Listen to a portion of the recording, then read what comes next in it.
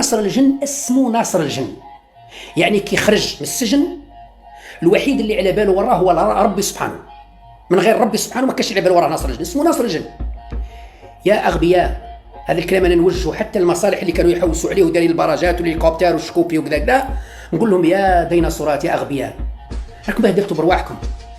هذا اللي هارب راه ماهوش موحليفي ولا فليشه ولا واحد ارهابي تحوسوا عليه، هذا راهو ناصر الجن.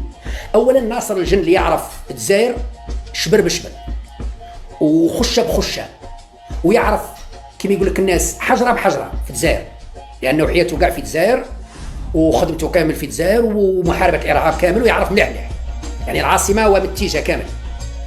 ثانيا ناصر الجن كان مسؤول على جهاز الامن، يعني يعرف النقاط الحساسه، لي بوين سونسيبل يعرفهم، لي كاميرات سيرفيونس وراهم يعرفهم، لي باراج لي بوين تاع لي باراج يعرفهم، المناطق الرخوه يعرفها، المناطق الصلبه يعرف لي بوين نتاع الجزائر العاصمه وضواحيها شعره بشعره، الكاميرات المحطوطين في الجزائر، واي حاجه تاع تفتيش وامن ومخابرات يعرفها، ورايته هو اللي خدمها.